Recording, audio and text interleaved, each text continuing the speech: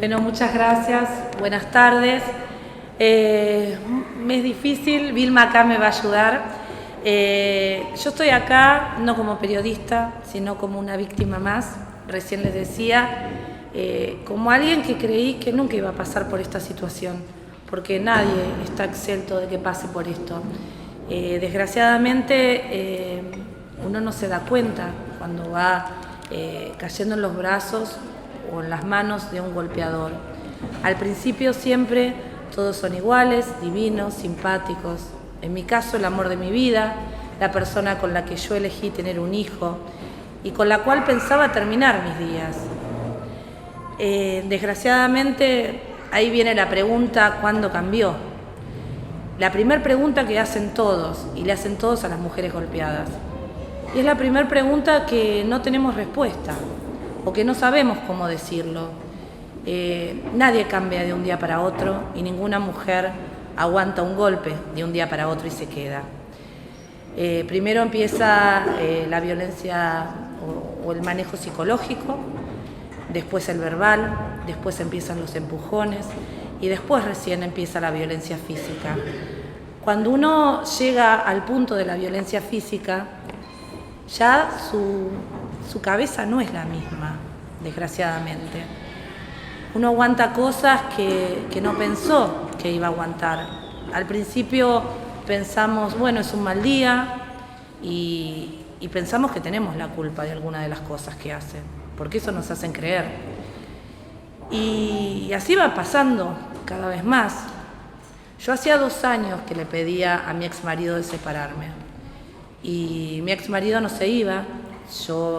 Vivíamos en un departamento con mi abuela que estaba enferma, hacía 4 años postrada en una cama y con nuestro hijo. Yo le decía que se fuera y él me decía que me fuera yo. Obviamente que yo no me iba a ir y dejar a mi abuela, a quien la estaba cuidando, y era yo la enfermera. Me tocó pasar muchas cosas para darme cuenta y para llegar al desenlace. En realidad tuve suerte. De un día para otro me detectaron un cáncer. El médico me dijo, te operás en 10 días o tenés 5 meses de vida. Realmente no podía creerlo. Digo, yo no me puedo operar, tengo que ir. Y les cuento esto porque si no, él jamás se hubiera ido. Cuando yo llego, después de la operación, después de mucho maltrato, él, para que yo me pudiera acostar en una cama, pedía que me acostara con él.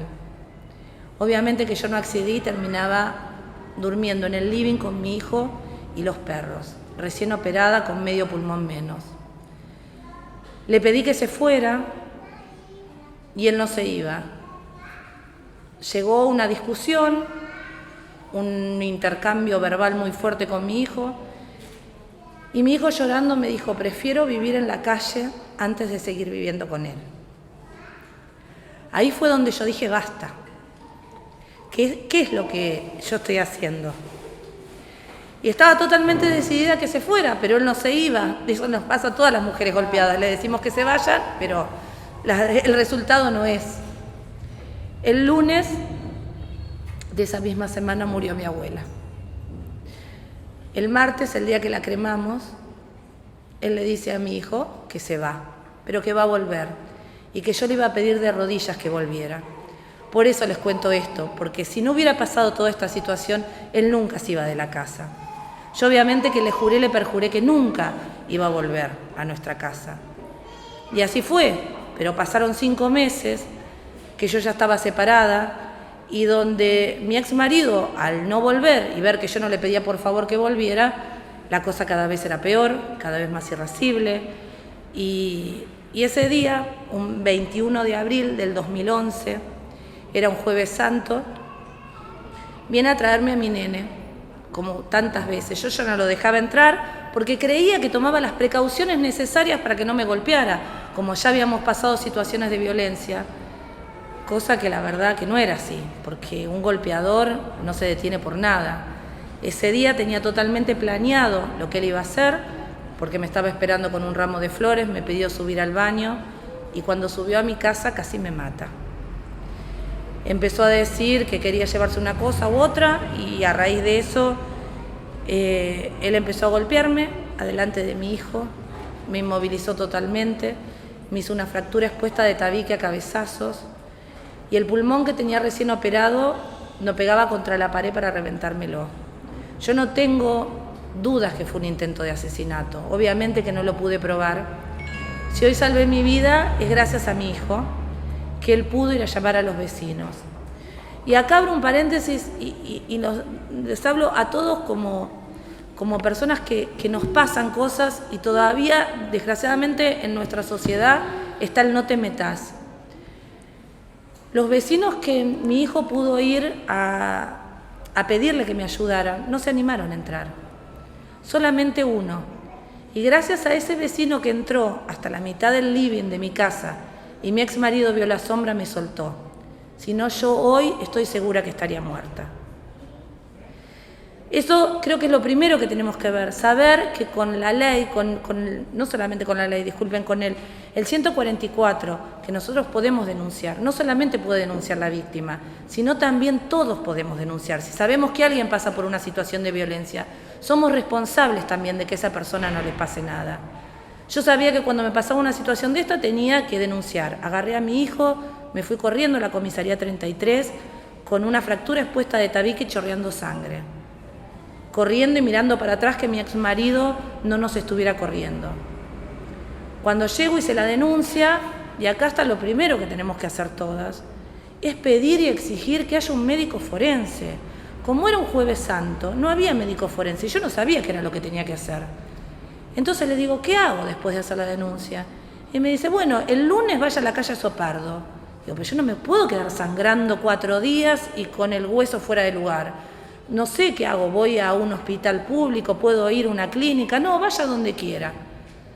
Me voy ahí a la Sagrada Familia, le contaba a las chicas recién que gracias a Dios encontré un médico maravilloso, que lo primero que hizo es preguntarme si había hecho la denuncia. Si no, no me atendía, porque hay muchísimas chicas y personas que van y no quieren denunciar y ni siquiera se atienden por no denunciar. Una vez que le presenté la denuncia, tuvieron que hacerme una operación de urgencia, sin anestesia obviamente, porque no podían poner en riesgo mi vida, de acomodarme el tabique. Este médico se quedó con mi hijo, conteniéndolo. Por eso la importancia quizás de las personas que están alrededor y que contienen. Y cuando yo salí, me dijo, hacele caso a tu hijo. Los chicos siempre tienen razón. Y mi hijo me pedía que yo esto lo hiciera público. A mí me daba mucha vergüenza, porque imagínense que a nadie le gusta que lo vieran como me vieron a mí en ese momento, toda moreteada, sin maquillaje. Y después, cuando pasó un tiempo y yo le dije que tenía mucha vergüenza, él me dijo, mamá, si vos saliste, hablaste de esto, alguien denunció y salvaste una sola vida, ¿no crees que vale la pena? Y creo que bueno, que me hizo ver todo mi egoísmo de una coquetería tonta o de una vergüenza que uno piensa que quizás exponiéndose o que van a decir, bueno, a ver si en realidad quieren que, no sé, ver qué cosa. Después vino lo que me pide Vilma y quiere que cuente, que es todo el calvario de la denuncia. El Viernes Santo me llama un abogado para desearme felices Pascuas y me dice, vamos a hacer ya la denuncia. Esto no puede quedar así. Y empezamos con la denuncia penal. El 26 de abril, 5 días después, hice la rectificación de la denuncia donde conté absolutamente todo. Empezó la carátula por intento de asesinato, amenazas de muerte, abandono de persona, desfiguración de rostro. Nada de eso quedó, solamente lesiones graves. 4 años empezó la lucha a juntar pruebas y a ver qué era lo que había pasado y poder probar que mi exmarido había hecho esto.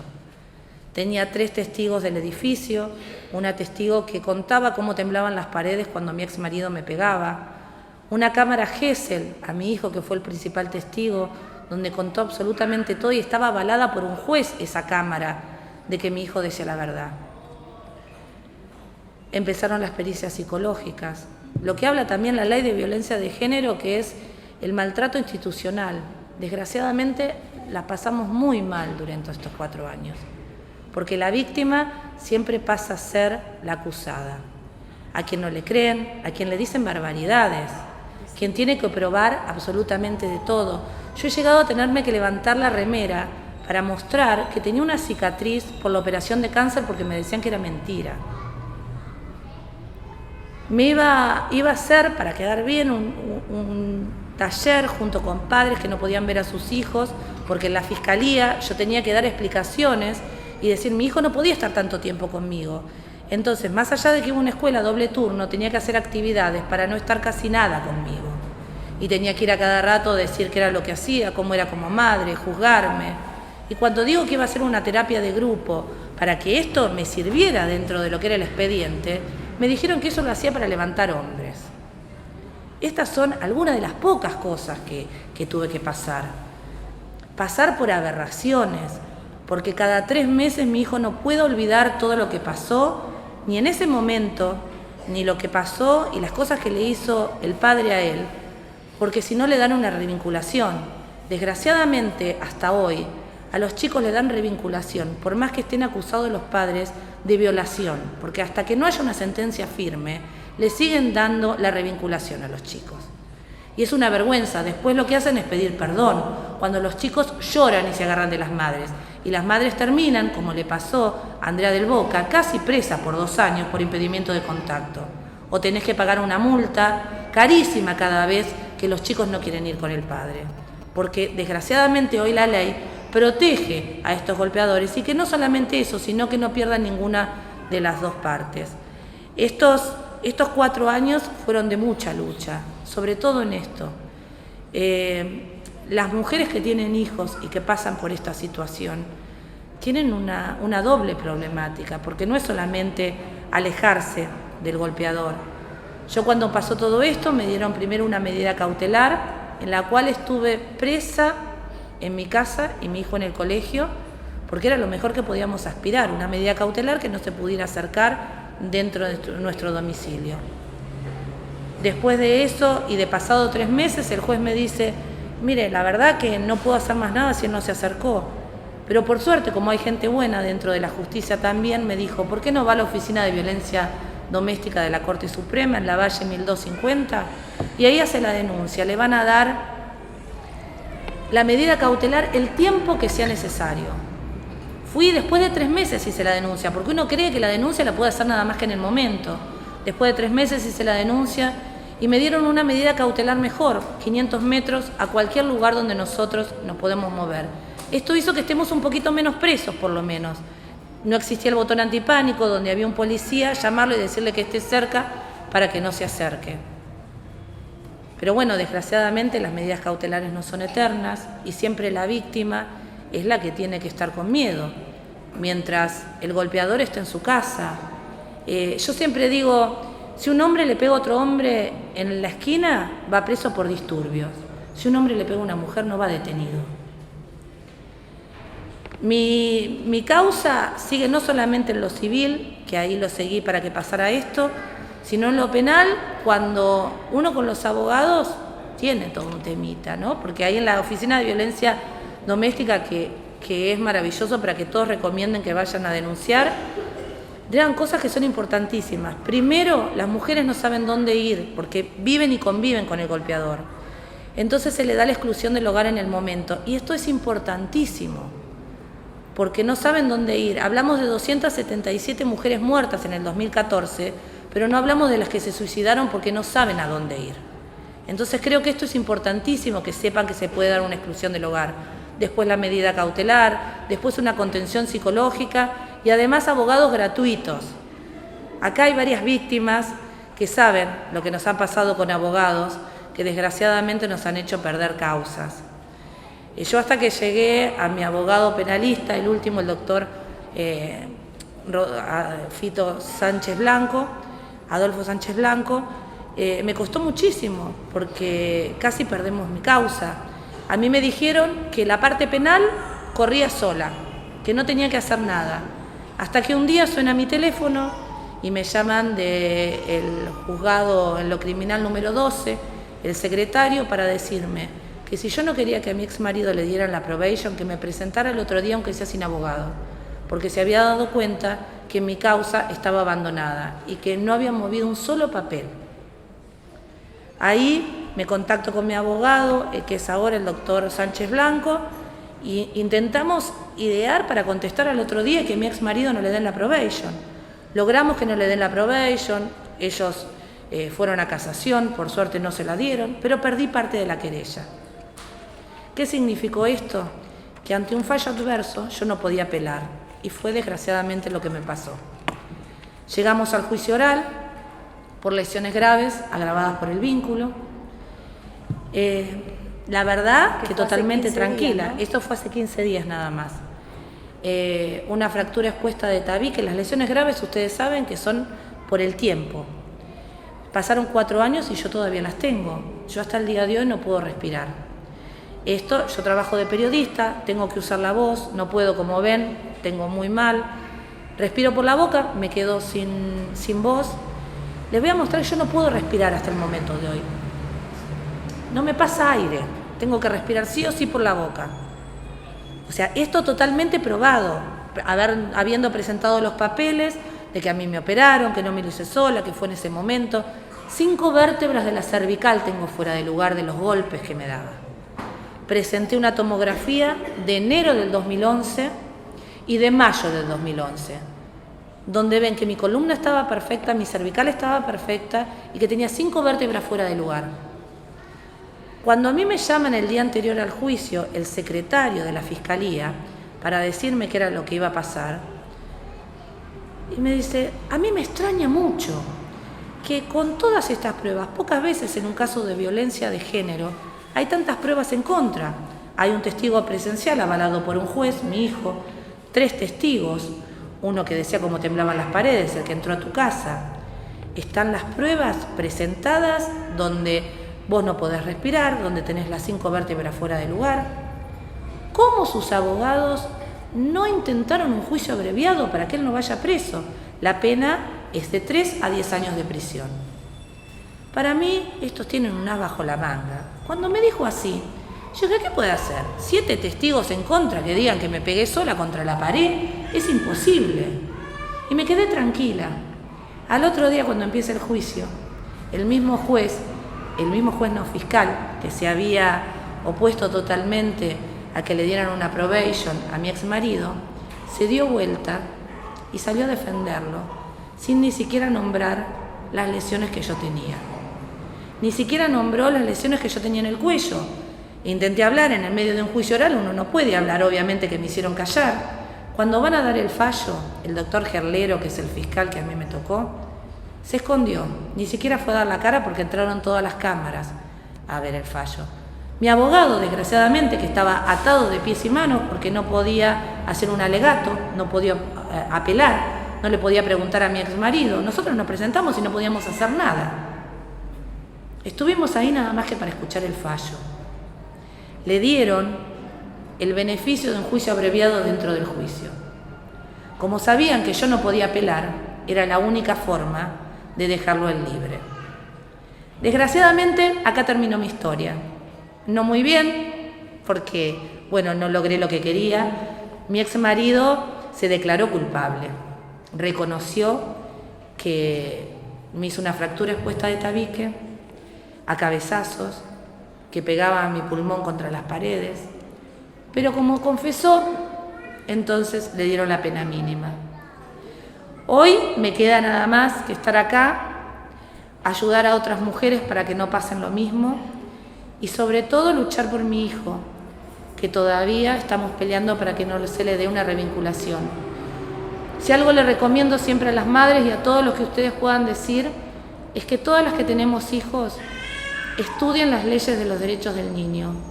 No son tan grandes, yo las tengo acá, miren, esto son todas las leyes con las cuales pueden defender a los chicos. Yo hice respetar 3 veces los derechos de mi hijo para que no lo vea el padre y para que sea escuchado y él cuente por qué no lo quiere ver. Desgraciadamente la justicia no le alcanza con que él sea culpable o que él me quiso matar a mí. Dice, es preferible tener un mal padre que no tener. Entonces tienen que decir lo que los chicos sufrieron. Y desgraciadamente durante 4 años seguir recordando cada uno de esos instantes y no dar una vuelta de página.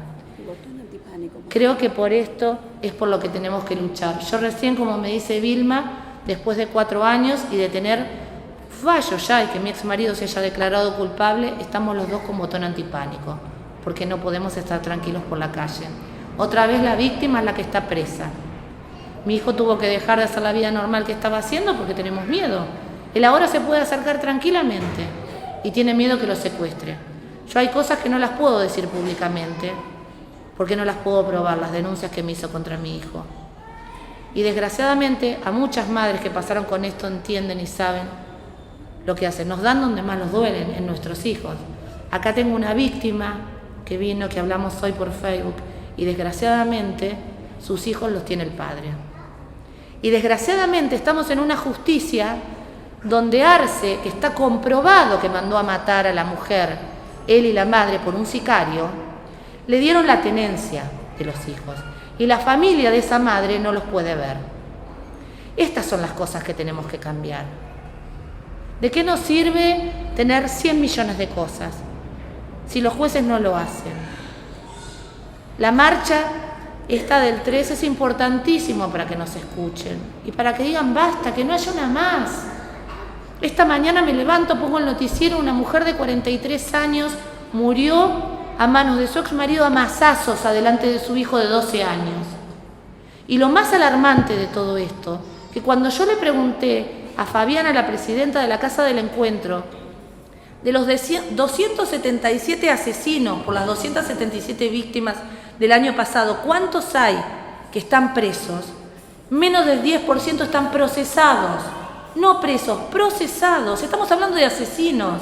No estamos hablando de personas que dejaron mutiladas, que quemaron, que le tiraron ácido. No, muertas. Y hablamos nada más de las que están comprobados que fue por femicidio. No hablamos de los suicidios, no hablamos de todo lo demás. Y están libres. Entonces esto es lo que tenemos que ver. Por eso la ley de emergencia es lo mejor que nos puede pasar. Tenemos que mirar un poco para adelante, ver lo que pasa en España, que están avanzados en esto. Y la ley de emergencia la tienen ya desde hace muchísimo tiempo.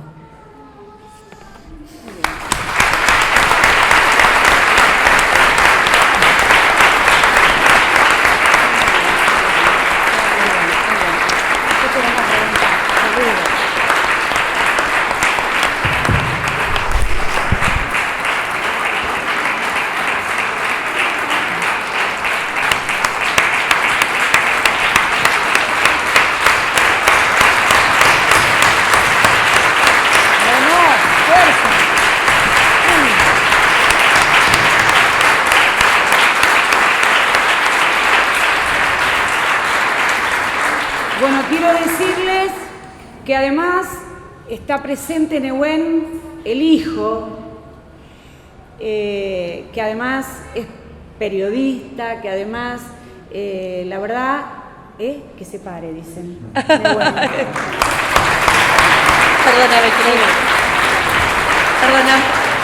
quiero contar algo además.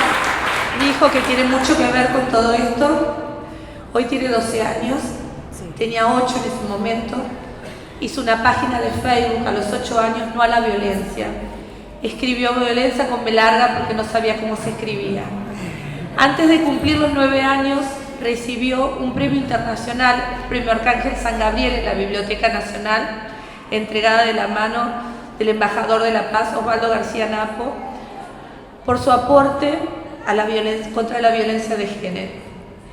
Creo que es el mayor orgullo que pudo tener. Hasta hoy él sigue en su lucha y lo único que hacía era poner los números donde tenían que denunciar y ayudarlos a hijos de madres que pasaban por esto a que las ayuden a denunciar. Creo que bueno, es el mejor orgullo y el mejor honor que puedo tener.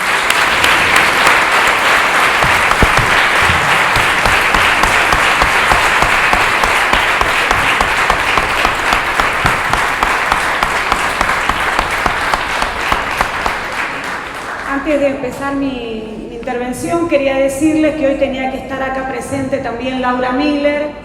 Laura tuvo un problema de salud con la mamá y entonces no pudo estar, así que les manda un saludo y se pone a disposición para otras iniciativas que podamos tener, pero no podía venir, así que quería transmitírselos. Bueno, a mí me toca hablar un poco de por qué se produce la violencia, o por lo menos lo que nosotros opinamos de cuál es el mecanismo de este sistema que genera que los tipos que eran nuestra pareja, que elegimos para ser el padre de nuestros hijos, se transformen en violentos. La ley 26485 de violencia, contra la violencia, dice en el artículo 4, donde define, se lo leo textualmente: se entiende por violencia contra las mujeres toda conducta, acción u omisión que de manera directa o indirecta, tanto en el ámbito público como en el privado, basada en una relación desigual de poder, afecte la libertad, dignidad, vida, integridad física, psicológica, sexual, económica o patrimonial, como así también su seguridad personal. La causa que da la ley es basada en la relación desigual de poder. Nosotros compartimos con la ley que la violencia es producida por las relaciones desiguales de poder. ¿Qué es la desigualdad en las relaciones de poder? Es las diferencias que existen para las mujeres en los cargos políticos y en los cargos sindicales. Ustedes saben que para poder tener una representación importante hasta en las cámaras hubo que pelear por los cupos, incluso por los cupos sindicales, y en los sindicatos en general, sindicatos de mujeres, en general, como pasa en los docentes, las conducciones y en la sanidad también son varones. Tiene que ver también con el empleo. En el caso del empleo, en la desocupación, las mujeres son un 60% más desocupadas que los hombres y tienen subocupación un 70% más que los hombres. Tenemos un salario promedio un 20% más bajo por la misma tarea. Y también la desigualdad social y cultural. Esa quizás es la que más podemos ver, o yo siempre la resumo en un hecho, que es que, un hecho cultural, que es que las mujeres que tenemos, si salimos con dos parejas somos putas, y los hombres si salen con dos mujeres son ganadores, son winners. Creo que eso sintetiza la diferencia cultural que la sociedad tiene alrededor de nuestras posibilidades de poder, de la desigualdad.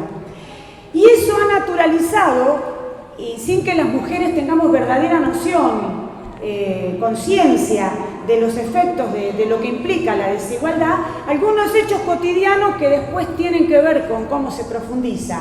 Uno, que es que las mujeres tienen que acceder a las relaciones sexuales sin desearlo.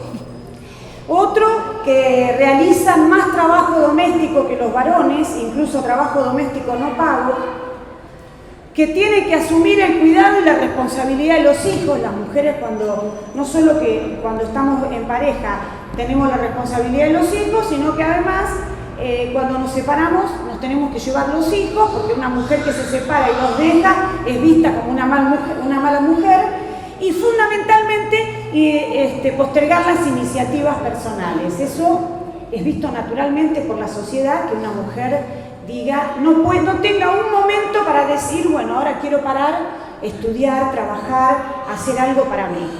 Todo eso está naturalizado en esta sociedad. ¿De dónde surge la desigualdad? ¿Qué es lo más importante? Nosotros creemos que es el sistema capitalista, este sistema que es machista y que es patriarcal, el que genera esos mecanismos que llevan a la desigualdad. Las mujeres en esta sociedad en esta sociedad capitalista tenemos una doble opresión. La explotación, si vamos a trabajar, la explotación en los lugares de trabajo, igual que los hombres, sea en las fábricas, en los hospitales, en las escuelas, en los lugares donde nos toca desarrollar el trabajo. Y la opresión por el solo hecho de ser mujer. La sociedad capitalista entonces, por esa doble opresión, nos da distintos roles. Uno que es el esencial, que es el de la reproducción de la fuerza de trabajo, que es importante porque el sistema capitalista se sostiene con obreros, que son los que le permiten a los capitalistas tenerlos en sus fábricas, en sus propiedades donde los explota, y por esa diferencia salarial que no paga en relación al valor de su trabajo, se le produce la riqueza capitalista. Ahora, esa situación de la necesidad de reproducir la fuerza de trabajo es tener nuevas generaciones de obreros para que se pueda seguir sosteniendo el sistema. Para tener las nuevas generaciones de obreros, el capitalismo ha hecho de un hecho biológico una discriminación social. Nosotras las mujeres somos las que tenemos los hijos. Entonces, ha hecho de esa situación, que es que tenemos los hijos, una discriminación social que lleva a la opresión. La maternidad en este sistema, entonces, es un mandato social, porque como tenemos que tener los hijos, porque el sistema necesita que tengamos hijos, entonces no es una elección personal tener los hijos, es un mandato social. Ni les cuento que cuando uno se casa, lo primero que todo el mundo le dice es ¿para cuándo? Sí, hay que tenerlos, y eso está así establecido. Y porque tenemos que tenerlos, y es un camino de ida a la maternidad, es que no hay educación sexual, no hay salud reproductiva y no hay derecho al aborto libre, seguro y gratuito. Eso que nos cuesta tanto conseguir, que salgan esas leyes, o que se implementen después que estén las leyes, como pasa con la educación sexual, que no logramos que haya en las escuelas educación sexual integral, eso sucede porque el sistema necesita que no haya, como decimos siempre, educación sexual para decidir, anticonceptivos para no abortar y aborto legal para no morir. ¿Por qué? Porque tenemos que tener los hijos. Eso además de que tenemos, las mujeres, estamos, por esto que el sistema necesita, socialmente destinadas a realizar todas las tareas del hogar sin remuneración. Yo quiero que sepan, bueno, eso no se los voy a explicar, ¿no? Pero sí quiero que sepan que se midieron hasta el 2005 las tareas, cuánto tiempo las mujeres invertimos en las tareas domésticas no remuneradas. Y se midieron hasta el 2005 porque después que vieron los resultados de la medición, la cortaron y nunca más midieron el Estado, ¿no? El promedio dio 4 horas y media por día. 4 horas y media por día que destinamos a todas tareas relacionadas con las necesidades de los hijos, de la casa y de nuestra pareja, a los efectos de que al día siguiente nuestra pareja, marido, compañero, vaya a trabajar a las fábricas para ser explotado y a criar los hijos para que lleguen en buen estado a ser la nueva generación de obreros que el sistema necesita. Eso tiene un valor para el sistema capitalista, para los capitalistas, muy importante, porque si nos tuvieran que pagar el lavado, el planchado, el cuidado, quién traslada a los chicos, quién va a hacer las compras, quién hace la limpieza, etcétera, etcétera, etcétera, de las 4 horas y media promedio que tenemos, el valor económico de todo eso que hacemos, alguien lo midió, y es el equivalente al 30% del Producto Bruto del país. Es decir, del 30% del total de todo lo que se produce, el 30% es lo que nosotras producimos gratuitamente, y que entonces nos tenemos que preguntar quién se lo apropia, a quién beneficia. Por supuesto que beneficia a la familia, porque hacemos esas tareas que son en un sentido beneficiados del grupo familiar. Pero ¿quién se lo apropia? Se lo apropia el capitalista. Por eso nosotros creemos que el capitalismo tiene intereses económicos en mantener la opresión. Por eso no logramos que salgan las leyes que queremos, y cada vez que tenemos que hacer que se vote una ley que tenga que ver con una necesidad para enfrentar la opresión y sus consecuencias, los partidos tradicionales, los sectores políticos que defienden el sistema y las instituciones, la iglesia, la justicia, todo, trabajan para que eso no suceda. Nosotros creemos que todo eso que no nos pagan se los apropia el sistema. Junto con esto, el sistema nos da otro rol, que es el de objeto sexual.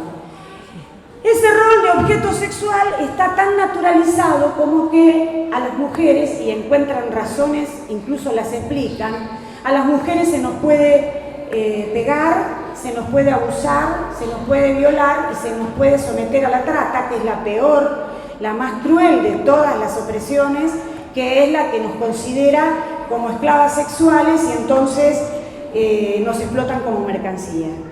Todos esos hechos están naturalizados, fíjense, cuando una joven es violada, las explicaciones incluso que dan el resto de las mujeres del barrio es ¿cómo no querés que la hayan violado si venía con la pollera corta, con el escote largo, si se insinuaba, o sea, como si hubiera razones que habilitaran a que a las mujeres nos pudieran hacer todo esto. Y hay entonces, junto con eso, una complicidad, una forma de reproducirlo a través de las instituciones. En la escuela, por ejemplo. En la escuela, naturalmente, y desde que somos chiquitos, la escuela nos educa a los varones para que sean fuertes, para que no lloren, para que lleven adelante juegos violentos, y eso es todo natural. Y a las mujeres para que seamos sensibles, sumisas y para que juguemos con juegos que nos lleven después a cuidar a la familia. Entonces jugamos con muñecas. Siempre me dice que si algunas de las chicas vieron que ahora se usa jugar al fútbol, las chicas quieren jugar al fútbol y juegan, muchas. La otra vez me denunciaban en una provincia que en la escuela, cuando fueron a pedir permiso las chicas para jugar en el recreo al fútbol, le dijeron ni locos, ese es un juego de varones, y no las dejaron jugar en el recreo a las chicas. Bueno, después lo transmite la familia. Nos decían la otra vez que en los casos de violencia, a veces las mujeres van a la casa de la familia del violento y le dicen que le está pegando y la familia justifica y le dice, entre otras cosas, si vos lo elegiste, ahora te lo tenés que aguantar. Y eso está naturalizado también. Por supuesto, la cúpula de la iglesia que transmite desde el púlpito que nosotros tenemos que hacer todas estas tareas para sostener la familia y para responder a las necesidades del varón. Y así lo transmiten y así lo defienden. Por supuesto también todos los poderes, el poder político, el poder judicial, todo esto que relataba recién de cómo acciona la justicia tiene que ver con el rol de complicidad de todos los poderes del Estado para transmitir estos mecanismos de opresión que castigan a la víctima. Junto con eso los medios juegan un papel fundamental. Los medios hacen que las mujeres se comporten en el sentido de objeto sexual, que se comporten como un objeto de atracción sexual para los hombres, es decir, eternas, siempre dispuestas, siempre jóvenes y siempre atractivas. Y entonces eso trae consecuencias sobre las consideraciones globales, sobre qué tenemos que hacer, sobre cuántas cirugías, sobre cómo ser mejores cada vez externamente al servicio de las necesidades de los varones. Y al revés, para sostener a la mujer como ama de casa, todas las publicidades tienen como objetivo de los productos de limpieza a las mujeres. Y entonces tenemos casos importantes como que si vos fallás en alguna de las tareas de limpieza viene Supermúsculo, y en el momento en que estás fallando en cómo limpiar el inodoro cae Supermúsculo y te trae todo para que vos puedas seguir siendo un ama de casa eficiente. Entonces todo eso hace que los medios sean los que transmiten. Por eso Nosotros creemos y estamos convencidos, y nuestras investigaciones así lo dicen, de que es esa desigualdad que trae la opresión la que genera la violencia. ¿Por qué? Porque la mujer es considerada en la sociedad como un objeto, no puede decidir. Porque el que es considerado como sujeto y puede decidir y es la voz que manda es el varón. Y porque la mujer es considerada como el varón propietario y la mujer propiedad de.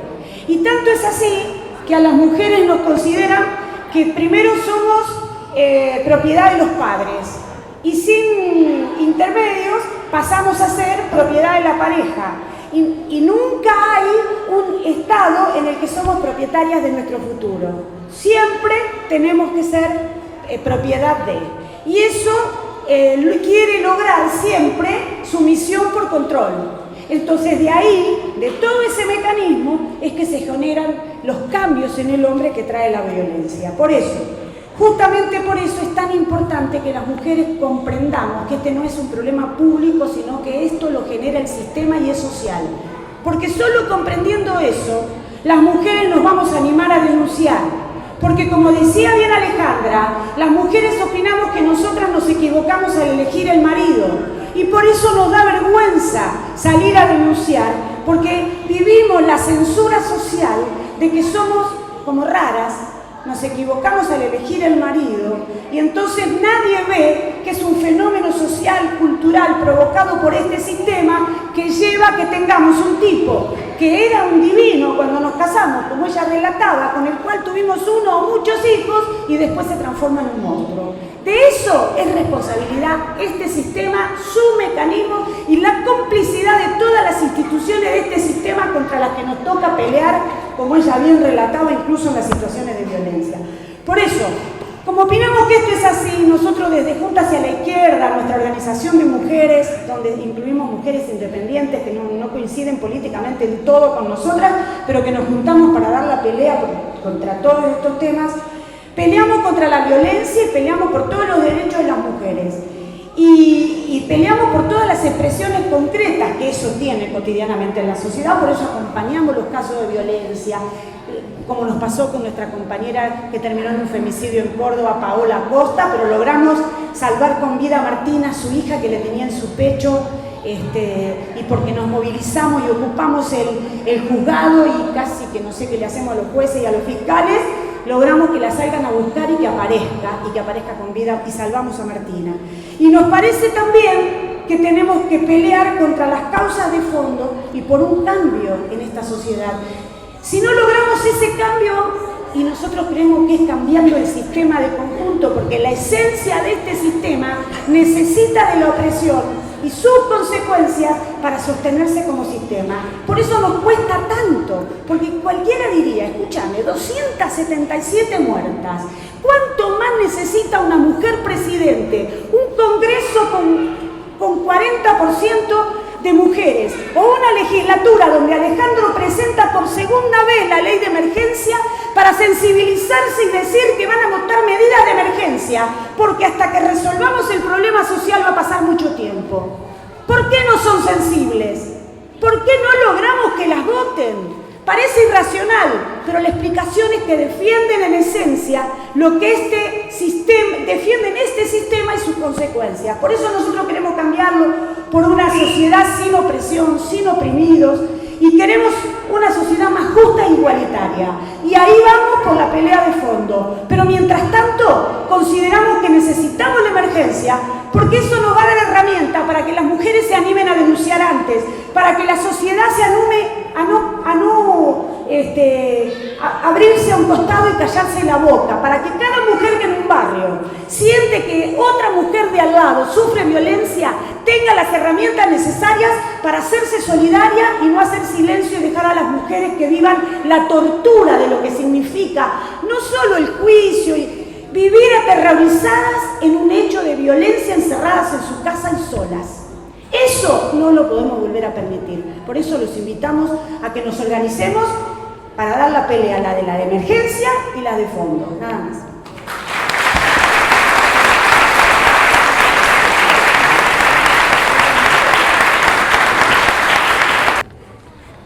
Bueno, buenas tardes. todos. La verdad que después de escuchar a Alejandra y a Vilma, yo voy a tratar de ser lo más cortos posible para que pueda haber una interrelación y podamos hacer preguntas. Yo creo que estamos ante un fenómeno, primero, que está creciendo. Y es importante analizar eso porque en muchos lugares se discute, no, esto pasó siempre, nada más que ahora como hay más medios de comunicación se conoce más. Es cierto, siempre pasó. Puede ser que ahora se conozca un poco más, pero también es un hecho cierto que es un fenómeno que crece. Para mí tiene una explicación. Yo creo que estamos en una sociedad que, por un lado, avanza en muchos aspectos, porque avanza la técnica, la tecnología, la comunicación, pero lamentablemente en lo que hace a las relaciones sociales, a las relaciones humanas, involuciona en vez de evolucionar. Y hay elementos de barbarie en esta sociedad. Tiene múltiples facetas esto, las guerras fratricidas, la droga, la violencia en general, pero en particular uno de los síntomas es la violencia contra la mujer, que yo creo que está avanzando y tiene que ver con la decadencia de esta sociedad. El capitalismo no fue la primera sociedad ni es la única que ha existido en la humanidad. Ha habido muchos tipos de sociedades. Y cuando entraban en decadencia, en general, caían y un nuevo régimen, una nueva sociedad los suplantaba. Antes había feudalismo, había sociedad esclavista, ha habido distintos tipos de sociedad. El capitalismo como sociedad, más allá de que nos quieren hacer creer que es el único sistema, que no hay otro más que está en decadencia. Y si no trabajamos en algún momento como humanidad para superar este sistema, para ir a un sistema más justo, con menos de estas contradicciones, lamentablemente hechos como estos van a tender a crecer. Entonces, por eso a mí me parece que, como decía Vilma, hay una pelea de fondo. Tenemos que replantearnos esta sociedad, no quedarnos conformes ni dejar que nos convenzan de que es el único tipo de sociedad, que es el único tipo de relaciones, que es el único tipo de instituciones, que la justicia es así porque tiene que ser así. O sea, primero, no dejemos que nos convenzan de que lo que está es lo único que existe y que por lo tanto tenemos que convivir con esto. Primero peleemos para cambiarlo, peleemos para estar mejor, rebelémonos contra todas las injusticias y trabajemos por una sociedad distinta. Yo creo que en algún momento, cuando había una sociedad esclavista, alguien se debe haber planteado esto, y por eso no estamos en una sociedad esclavista, o lo mismo cuando había sociedad feudal. En algún momento siempre un sector de la sociedad empezó a decir esto no va más, hay que cambiar, y las relaciones de fuerza se fueron creando a tal punto que en algún momento hubo un cambio. Yo creo que las fuerzas conservadoras siempre intentan tratar de demostrarnos que no se puede cambiar, que hay que bancársela. Si naciste pobre sos pobre, si naciste mujer sos mujer y te la tenés que bancar. No, y no es así, para nada, no es así. Uno puede mejorar, por eso somos, ¿no es cierto? La humanidad puede mejorar y no hay que contentarse con eso. Entonces, hace falta en el horizonte pelear por una sociedad distinta. Creo que también está planteada una batalla permanente contra la cultura hegemónica que tiene a la mujer como objeto. Esto se reproduce permanentemente, ya acá se habló desde todo, desde el colegio, desde las instituciones, desde la televisión, desde los programas. A mí me ha tocado en algunos programas ir y plantear esto y decir, bueno, pero escúchame, que mostremos un culo no quiere decir que el que ve un culo se transforma en un violador ni en un golpeador. No y sí. Porque si se naturaliza en todos los órdenes que la mujer es un objeto, lleva a que muchos tipos crean que es un objeto, y como es un objeto de su propiedad, es un objeto que puede ser sometido, ¿no es cierto?, a todos los derechos de la propiedad, inclusive golpearlo y hasta matarlo. Entonces, creo que todo esto tiene una relación, y por eso es importante rebelarnos contra todo esto. Es una pelea cotidiana y diaria, y es una pelea que no es de la mujer sola, porque también hay otra, bueno, que la mujer se tiene que rebelar, y creo que es muy importante el rol de la mujer. Creo que la mujer ha demostrado, a partir de los multitudinarios encuentros que se realizan cada año, creo que ahora va a haber otro en Mar del Plata este año, que tiene que ser más grande que el otro, Creo que lo del 3 es una cosa importantísima y yo creo que la valentía de todos los que han convocado esta marcha tenemos que hacerla muy grande. La mujer juega un rol fundamental, pero es importante para que esta pelea se gane que el hombre se involucre, porque no va a haber una sociedad distinta mientras la mitad de la humanidad está oprimida y la opresión de la mujer contribuye a la explotación más global de todos y entre ellos al del hombre. O sea, el hombre tiene que entender que en esta pelea no es una pelea de la mujer, es una de la pelea como humanidad para ver si pegamos un salto, y por eso creo que hay una responsabilidad muy grande de todos los hombres. Por eso hay que ir masivamente a la marcha y no tienen que ir solo mujeres, tienen que ir hombres, tienen que ir todos los que defendemos una sociedad distinta. Y hay peleas concretas en el mientras tanto, porque uno plantea, bueno, hay que cambiar la sociedad, es una pelea no de hoy para mañana, hay que cambiar la cultura hegemónica, no es una pelea de hoy para mañana. Yo de todos modos creo que es muy importante, porque si no, no vamos a lograr la solución del problema, si no empezamos esa pelea.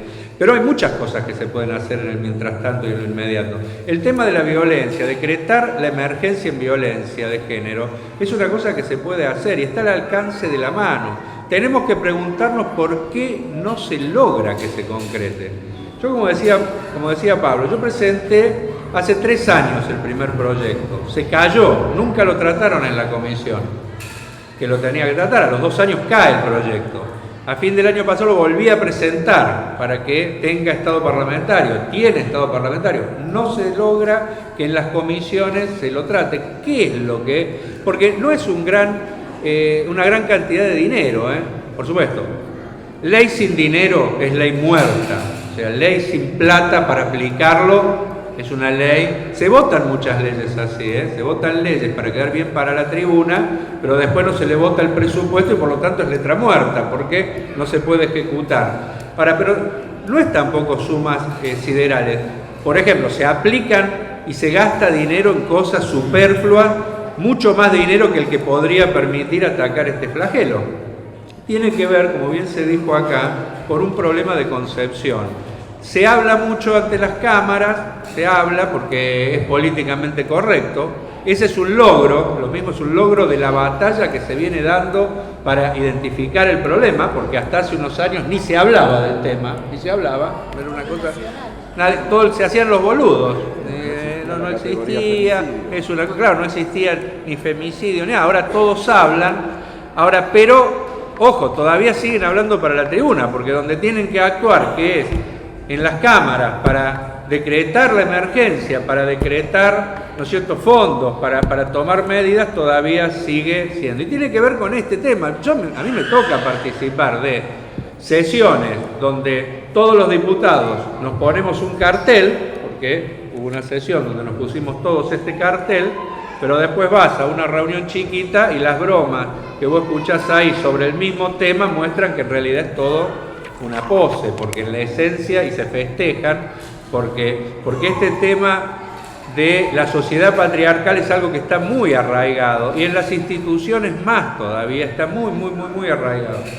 Entonces, miren, yo creo que hay que pelear por esta ley, por una ley de emergencia en cada provincia, y para que se le dé fondos a la ley nacional y para que todo el petitorio que han hecho y que está en la marcha se concrete. En la ciudad de Buenos Aires existe un refugio para problemas de violencia de género. ¿Qué quiere decir esto? Que las mujeres que tienen algún problema tienen un lugar a donde ir. La ONU recomienda como recurso mínimo, porque hay otras medidas, estamos hablando de emergencia, que tendría que haber un refugio cada 10.000 habitantes. Ustedes saquen la cuenta cuántos refugios tendría que haber en la ciudad de Buenos Aires, que tiene casi 3 millones de habitantes. Divídanlo por 10.000 y le va a dar cerca de 300. Hay uno. O sea,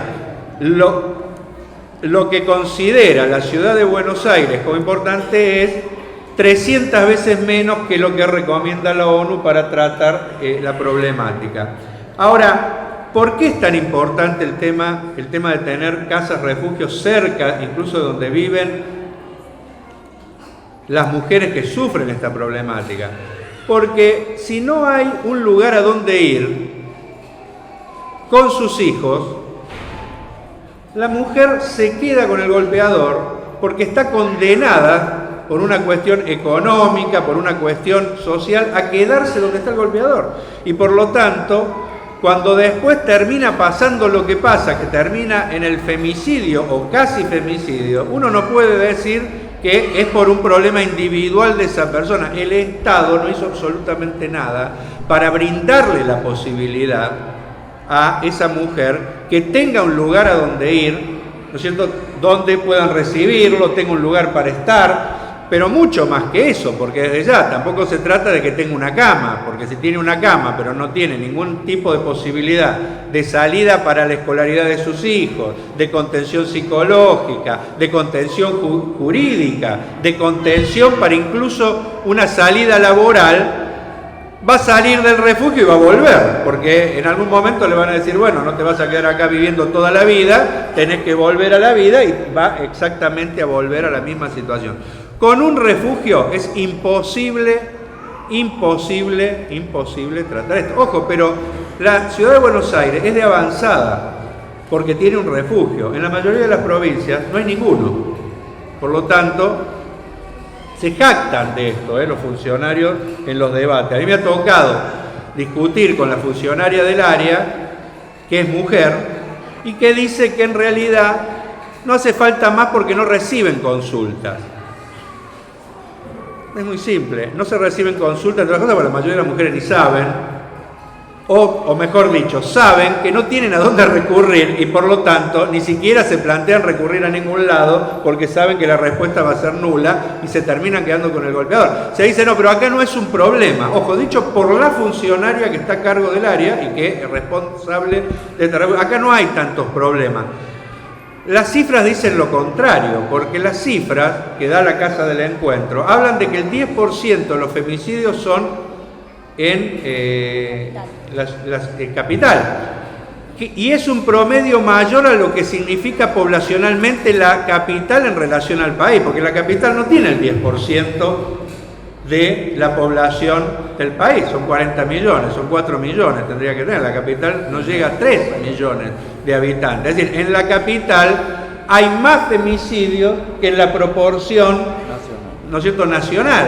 O sea, fíjense si habrá problemas, porque no es un problema de un sector social, cruza transversalmente todos los sectores sociales y por lo tanto es un problema de sociedad, es un problema de conjunto este tema, ¿cierto? Entonces, ahora, recién acá se hablaba del tema de la atención jurídica y psicológica. En la ciudad hay 7 centros integrales de la mujer.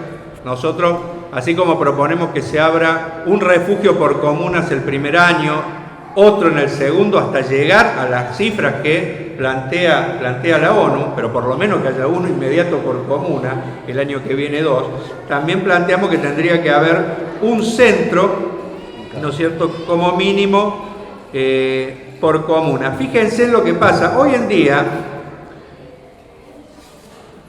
estos centros atienden 1 o 2 veces por semana.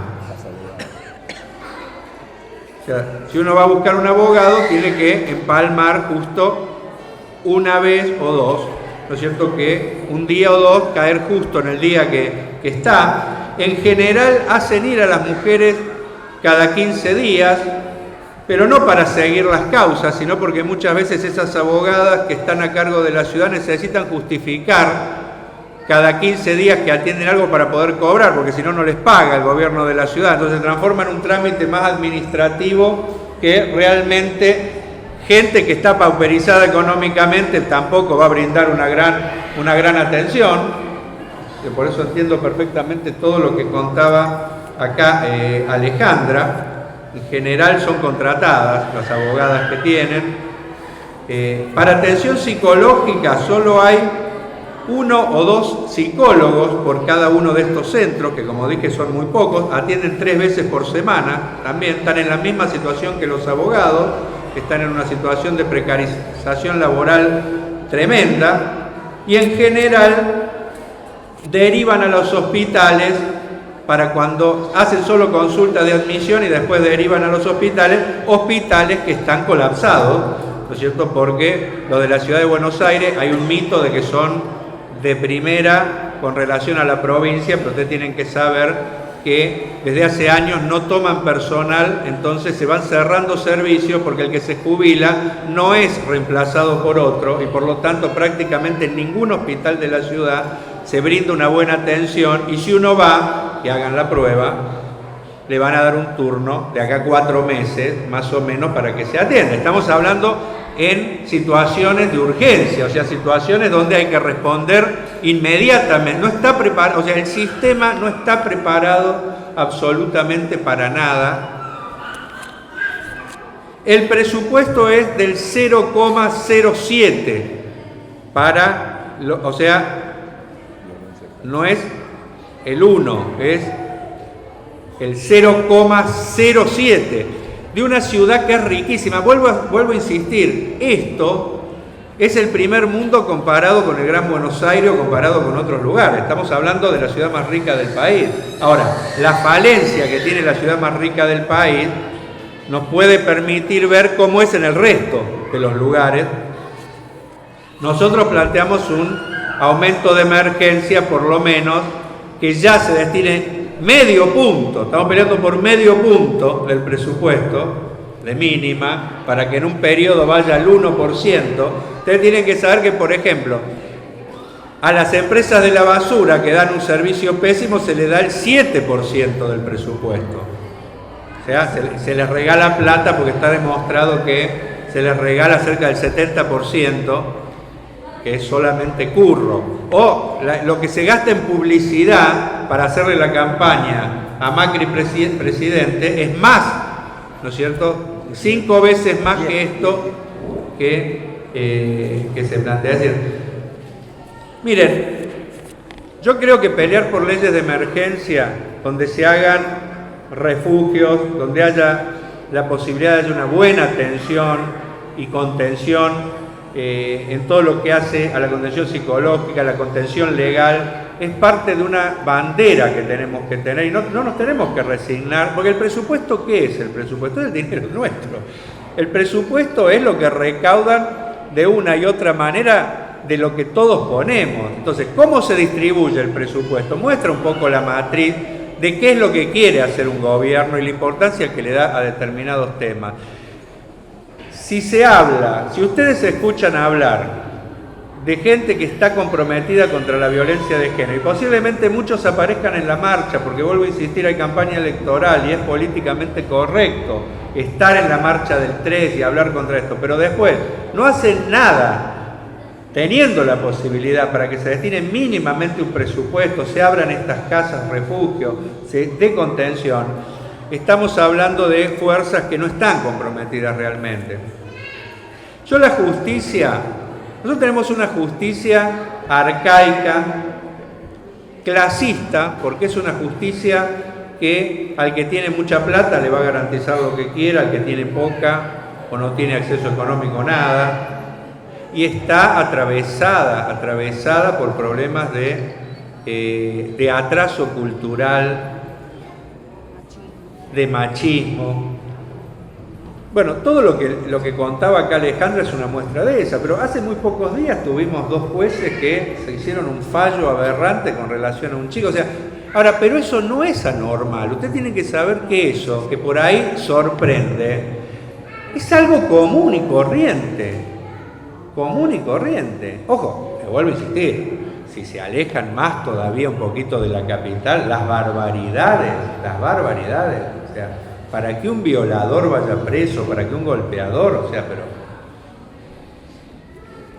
Entonces, nosotros tenemos que cambiar la justicia, tenemos que pelear por cambiarla, o sea, si no logramos democratizar, que no haya más jueces y fiscales vitalicios, porque acá tenemos un problema, un reverendo hijo de su madre, como estos tipos, se amparan en que el sistema está preparado para que hagan lo que hagan, se van a quedar hasta que se mueran. Ahora, nosotros tenemos que pelear por una justicia donde se tenga que revalidar títulos permanentemente, donde la población pueda controlar y elegir, como pasa en las democracias más avanzadas del mundo, porque nos quieren hacer creer que esto es así, y no es así. En muchos países se eligen los jueces, los fiscales. Ustedes lo van a ver hasta en serie, que el fiscal está preocupado porque, se entiende, se viene la elección. ¿Y por qué acá no podemos elegir cada 4 años a los fiscales, a los jueces? ¿Ustedes creen que alguien elegiría estos 2 marmotas que sacaron el fallo ese? ¿O el que dejaron libres a todos los que se demostró en Tucumán que eran parte de la trata? O al fiscal de Alejandra. O al fiscal de Alejandra. O sea, porque nosotros tenemos que democratizar por la vía esa. O sea, yo creo que no los elegiría nadie, y habría una necesidad también de un control social, porque acá el gran problema que tenemos nosotros, tanto para el presupuesto como las instituciones, es que no hay control social. El sistema para reproducirse necesita que nadie lo controle. Los jueces son vitalicios, los saca y los pone el poder político. A su vez es el poder político que, como le garantiza quedarse, le pide a cambio impunidad. Pasa lo mismo con la policía. Es aberrante, todo, pero 100 mujeres que van a plantear su problema, 99 van a plantear que el tipo que las atendió las vuelve a abusar y no pasa nada. ¿Por qué no se pueden elegir los comisarios? Yo personalmente creo que si no hay control social, y un poco en la ley también lo planteamos, tiene que haber control social sobre todas las instituciones. Tiene que haber la forma, el comisario lo tiene que elegir la gente, el juez también. El presupuesto se tiene que consultar para ver dónde va el presupuesto.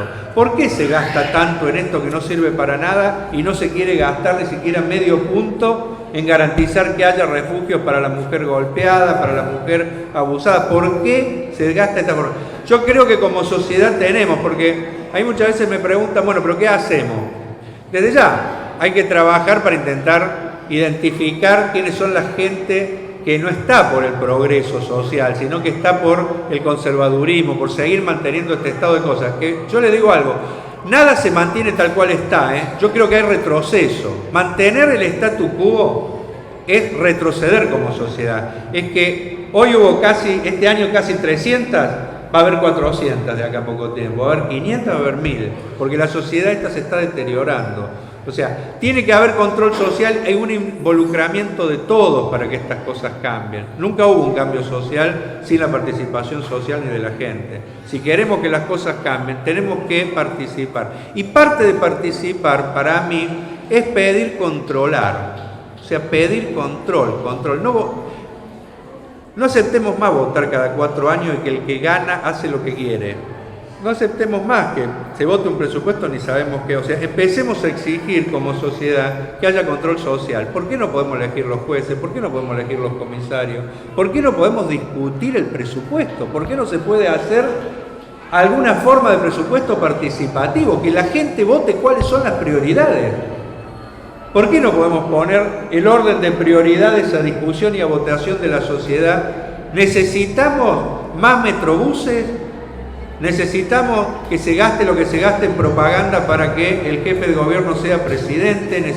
¿Qué necesitamos? ¿Dónde necesitamos el dinero? Ojo, estamos hablando de una sociedad que, teniendo las posibilidades, acumula 500.000 de personas con déficit de vivienda en la ciudad, hospitales que se caen a pedazos, chicos que se quedan sin vacantes en los colegios, y como colorario de esto, 0 presupuesto para la problemática de la mujer. Esta ciudad puede solucionarlo el problema porque tiene dinero. Hay otras que están más complicadas, pero si no empezamos por acá. Entonces yo termino con esto.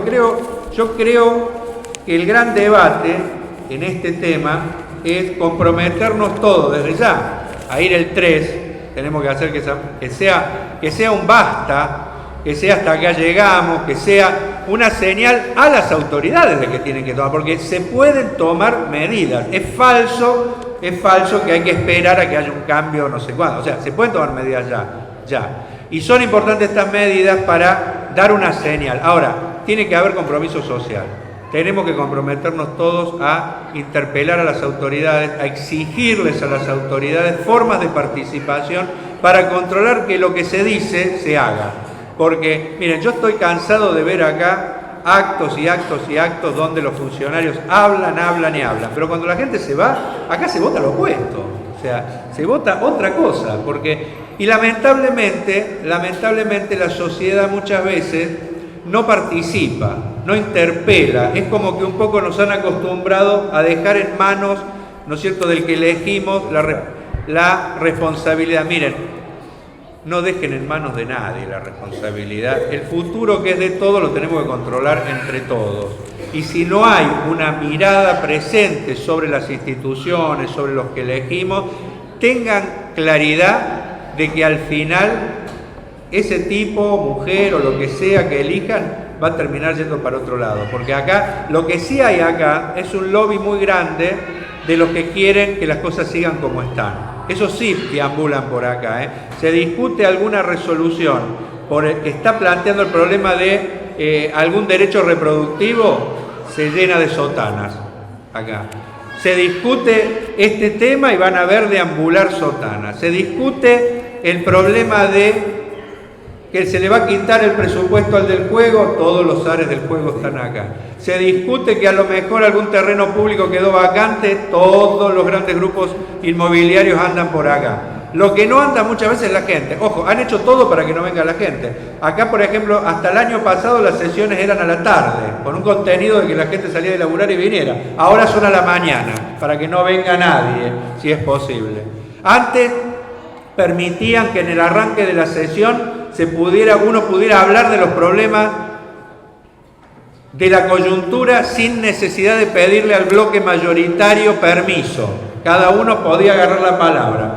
Como en general en esas sesiones al principio, gente como yo y otros hablábamos de este tema y le decíamos, miren que ustedes no votan nada, fueron a aquel acto, hablan, seguro que fueron a la marcha del 3, pero no votan un poraca de presupuesto. Bueno, ¿qué hicieron? Se pusieron de acuerdo todos, eliminaron las declaraciones. Ahora nadie puede hablar nada si no le pide, si no saca 31 votos. ¿No es cierto? Como en general los que tienen los 31 votos son los que no quieren que nada de esto pase, la cosa sigue. Se puede cambiar todo esto, con participación social. No hay ningún régimen, por más fuerte que haya parecido, que se pudo sostener en el tiempo cuando la gente dijo basta. Hagamos que el 3 sea el basta y empecemos a cambiar esta realidad, porque vuelvo a insistir, no es un problema de la mujer, es un problema nuestro como sociedad, porque involucra a los chicos, nos involucra a todos, así que comprometámonos todos y apoyemos a esta gente que tiene la valentía de contar cosas que en general son difíciles de contar y de hacer públicas, pero creo que es una necesidad que se hagan públicas para que todos tomemos conciencia de qué estamos hablando. No.